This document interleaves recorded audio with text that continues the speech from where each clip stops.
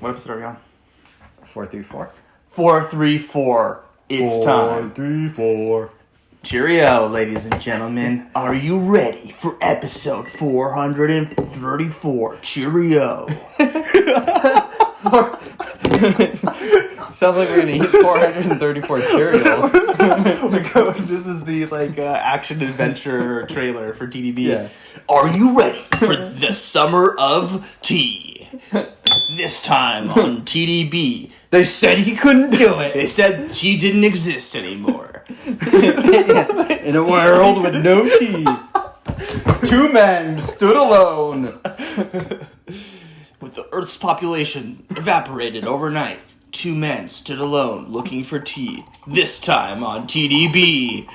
TDB Redemption Ultimatum. Redemption. Enjoy. Too much fun. What are we doing again? So we're actually doing a fairly well-known tea. Ooh. The 1997 Munghai Tea Factory Water Blue Stamp, 7542. Cool. 25 years old. Wow. This tea New is and old. nice and mature. This one's from Tim. Thank you, Tim. Thanks, Tim. Very generous. I have not tried this tea yet. I got one sample of it, and Nice. Here I am sharing it. So Thank you. And Don't make me disappointed. I'm getting I hate to say it, but I'm getting some pencil shavings. It's DJ Pencil Shavings! In the house. Eerie. Oh. Pencil shavings. I That should be think my there's some, grease TikTok dance thing. And then I don't know. I don't even know. We're too TikTok. old, man. Do you even Yeah. understand TikTok? Not at all, to be yeah. honest with you. I have a friend that works at TikTok, and Really? when I ask him about TikTok, I don't think he understands it. We are above the age demographic. Wow. Somebody told me that people are drinking tea on TikTok these days, and my reaction's just cool. Yeah, so be it. Yeah. Here we go. Smells old. Yep. So it might take a little bit to get going, but yeah, really clear and liquid. Yeah, totally. Cheers.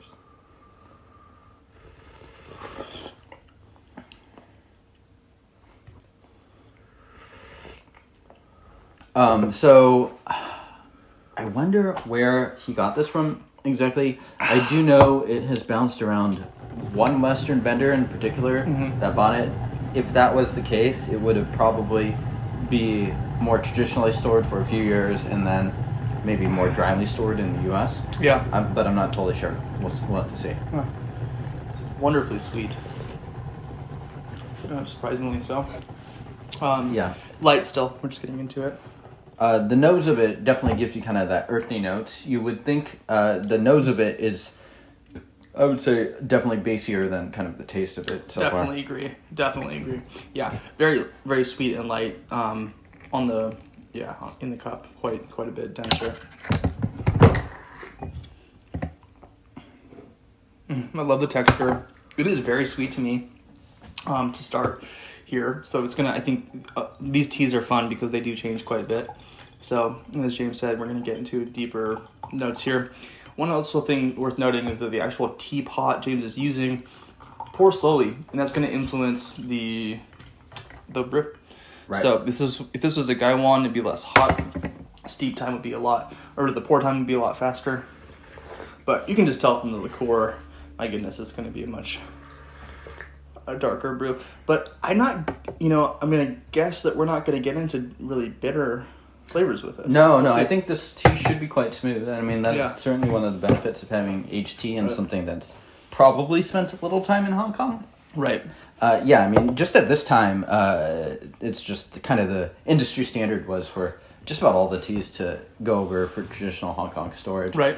And so for folks wondering what the heck does that mean, it just means that there's going to be a wetter stored environment, which is going to accelerate the aging process a little bit. Right. Yeah. And for tea like this, probably happened fairly early on, and who knows how it's been stored the rest of the time. Right. Yeah, well, here we go. Cheerio.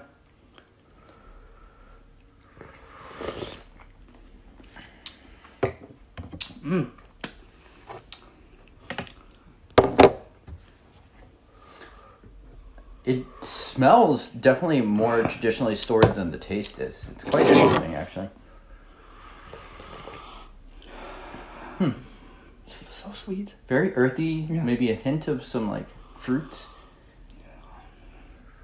I'm surprised. Oh, God, I spilled it all over the place. I'm surprised at how the high notes. We'll figure that out later. Okay, here we go. Yeah, we're good. Stewie. Oh, yeah, Stewie's gone. He'll be back. Stewie. Yeah. What do you think? I think this is incredible. It's so different. Like, I wish that you could find these flavors in something that didn't take this long to hang out. But you just kind of can't. There's no fresh tea that tastes like this. It really is. No. Yeah. No. I mean, there's like, no way to get these flavors. It's like, we just had it ripe, and ripe is intending to mimic kind of that. And in some ways it succeeds. It's like, it is smooth, it is soft, but flavor-wise, it is quite There's no faking anything close to this. And it's not like even close in terms of flavors. They're just anyone who's never had tea, who is not a discerning tea nerd, is still going to notice the difference in taste between something a young raw and an aged raw like this. Yeah, it's not close. Yeah, frankly. Yeah, and but wonderfully delightful. I'm not getting any of the pencil shavings or even really much woodiness. I'm more in the nose, definitely, as James was saying. Yeah, very sweet. Almost, to your point, a little fruity, something in there. Yeah.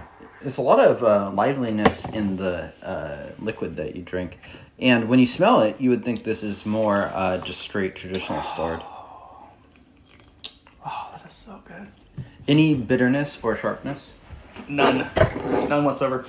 I'm getting maybe just a hint of some charcoal, but not bitter.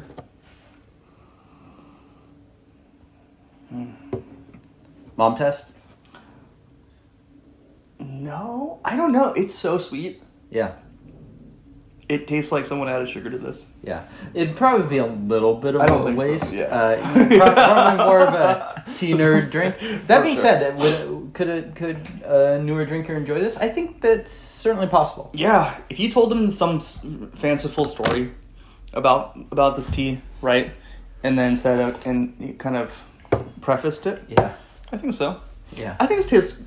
There's kind of a category of like Earl Grey English breakfast that this is sort of like one could imagine being around that flavor. Not really, but not really. Yeah, I don't know. I'm only trying to think of what the jerk face name of this tea is, like the vanilla cream ripe from last episode.